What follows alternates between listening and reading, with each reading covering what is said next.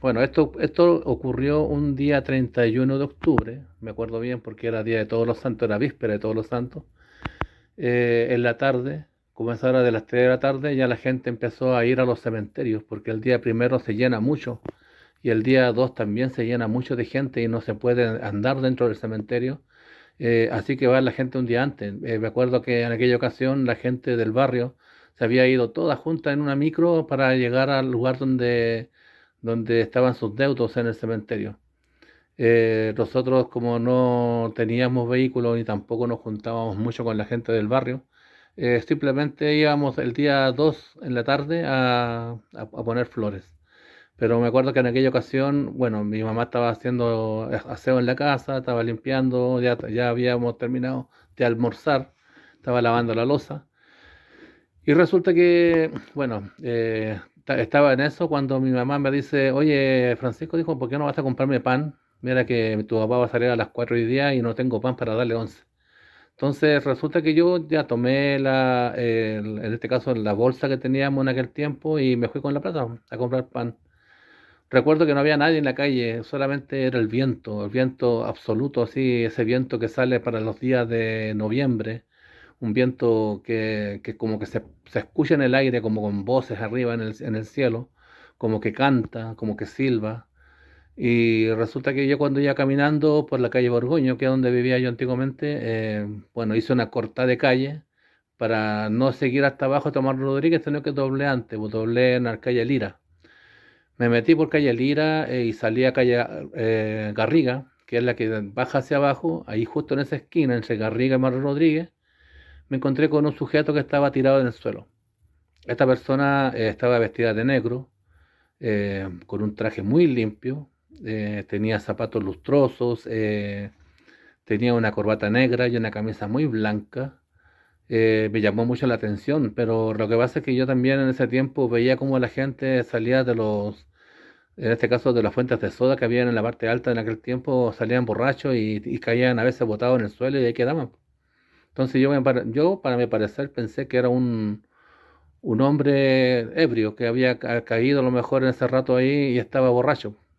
Traté de pasar por el lado de él porque estaba ocupando casi toda la vereda y resulta que en este momento me di cuenta que la cara de él era distinta. Tenía los ojos hundidos como si estuviera muerto. Su rostro era pálido, casi acartonado, no tenía brillo. Sus ojos estaban hundidos hacia adentro y tenían la mirada seca. No tenían brillo los ojos, estaban así como turbios. De su nariz salían gusanos, de su boca igual y de su oreja. El aspecto que tenía la cara era como de un grito aterrador que dio antes de morir, porque se notaba que estaba muerto. Tenía una boca muy abierta, con una mueca muy fea, y tenía las manos tendidas hacia adelante, como que murió en el momento que estaba a punto de ponerse de pie o bien lo tenían agarrado de las manos.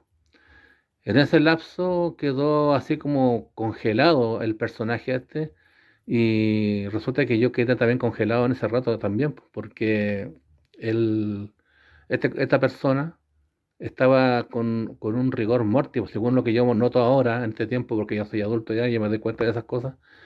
Estaba con un rigor mortis porque estaba tieso, estaba muy duro. Y resulta que me mostraba a mí sus manos y como que tenía un anillo de plata muy hermoso, muy bien labrado, un anillo grande, grueso, y tenía una perla negra, o sea, no una perla, sino que era un cristal, era como similar a un diamante, pero negro, en donde tú te reflejabas dentro y te veías como en un espejo. Y yo miraba mi rostro y me veía dentro de ese anillo y me encantaba ver ese anillo, era como que sentía una alegría enorme cuando lo vi. Fue como que algo me decía, sácalo, tómalo, es tuyo. Y yo ahí entre sacarlo y no sacarlo, de repente me acercaba, pero me corría la cara del muerto que me miraba, con esos ojos desorbitados y secos. Y resulta que el anillo estaba en su mano, entonces algo me decía a mí dentro, sácalo. Y cuando sentía esa sensación de querer sacarlo, sentía una alegría muy grande, una sensación como de que iba a cambiar toda mi vida para siempre con algo muy, muy espectacular, pero a la vez también sentía como que algo me decía el corazón que decía, no, no lo hagas, apártate. no te acerques a él. Y ya estaba así en una lucha constante. Yo creo que tiene que haber durado más o menos como unos 5 minutos esa ir y venir ahí en ese rato, en que querer sacar el anillo y no querer sacarlo. Y en eso para mí fue como que fueron 20 minutos, fue una cosa que yo que transpiraba muy helado, estaba solo, miraba a todos lados, no había nadie cruzando las calles. Ni siquiera en ese tiempo habían locomoción porque como no había caminos pavimentados en la parte alta, solamente era el camino de tierra.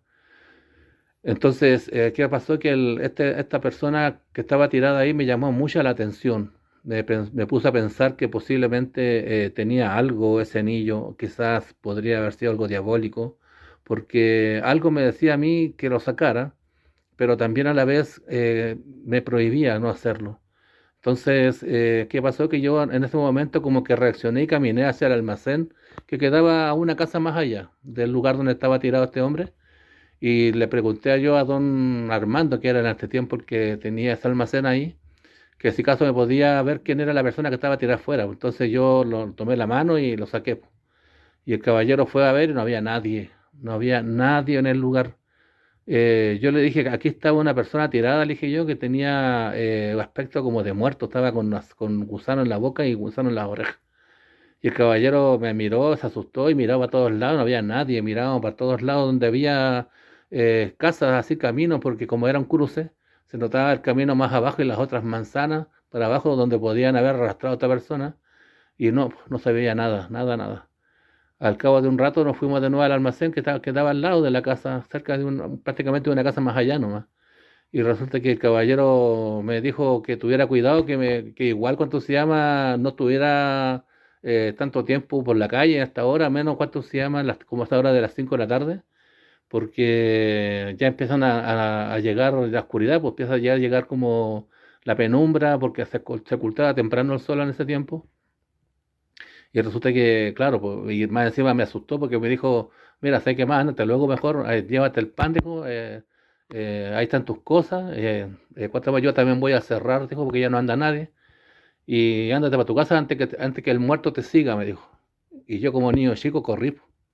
Pasé por el mismo lado donde estaba este muerto tirado y corrí, y no supe ni cómo llegué a mi casa, porque sentía que venía atrás mío, sentía que como que me quería agarrar la espalda, como que me quería agarrar las mechas, así como que del pelo, sentía como que me quería atacar y al llegar a mi casa simplemente quedé sin habla, no podía hablar lo que me había pasado. Mi mamá estaba nerviosa, mi papá cuando llegó igual me conversó conmigo, que dijo que había pasado y ahí fue cuando yo pude recién como a decir alguna palabra y le dije lo que había pasado, porque había visto esa persona tirada ahí que tenía como gusano en la cara, en los ojos, en la nariz, le salía por la boca, los gusanos por los oídos, y estaba con una mueca fea, así con la boca abierta, como que estaba como gritando a la vez, y a la vez como que no estaba gritando, sino que como que estaba como con una especie de ahogo la persona que falleció ahí. Estaba con sus manos adelante y tenía ese anillo, pues, que a mí me llamó mucho la atención y del cual nunca me voy a olvidar porque era un anillo muy hermoso, un anillo que tenía como un brillo muy bello y a la vez también que te daba la alegría de tenerlo, o sea, era como una sensación de que algo iba a cambiar si yo, por ejemplo, lo tomaba, algo iba a cambiar en mí. Entonces, desde esa vez ya empecé a tener ya problemas yo con respecto a lo que son las parálisis del sueño. Empecé a tener más seguido visiones, cosas que aparecían de repente en la casa y que marcaron mucho mi vida. También aparecían rostros que aparecían de la nada en la casa y de la cual yo veía eran rostros de color azul y su pelo era color verde, yo me acuerdo muy bien. Las formas que aparecían de repente en la oscuridad y que me asustaban. Desde ese tiempo ya empecé a tener ya como un tipo como de cercanía con relación a lo que es la parapsicología. Empecé a tener, en este caso, por ejemplo, eh, muchos vestigios en mi vida con relación a lo que son fenómenos paranormales. Empezaban a ocurrir seguido en mi casa después de lo que me pasó con esa persona fallecida. Así que ahí te dejo la historia, pues ojalá que te sirva y en realidad igual marcó mi vida, como te digo, esta presencia que apareció de repente para un día 31 de octubre, que era víspera de Todos los Santos, y que en realidad, bueno, imagínate, yo ahora tengo 57 años y yo en ese tiempo tenía 6 años, imagínate, han pasado 51 años desde aquella vez que yo vi esta cosa y aún la tengo en la retina de los ojos, aún tengo bien claro cómo era el rostro de la persona que estaba tirada ahí, aún recuerdo el color de su pelo, el color de su piel, la forma de sus manos, aún recuerdo el brillo de sus zapatos, recuerdo todo, o sea, de hecho es algo que nunca voy a olvidar. Y a la vez también, bueno, marcó, como te digo, mi vida, en el sentido de que desde muy temprana edad ya empecé a tener yo este tipo de cosas, de poder ver cosas que nadie más podía ver, ¿me entiendes? Como que se desarrolló algo en mí, en ese sentido. Así que ahí te dejo, pues, amigo, cuídate mucho, ojalá disfrutes la historia. Chao, chao.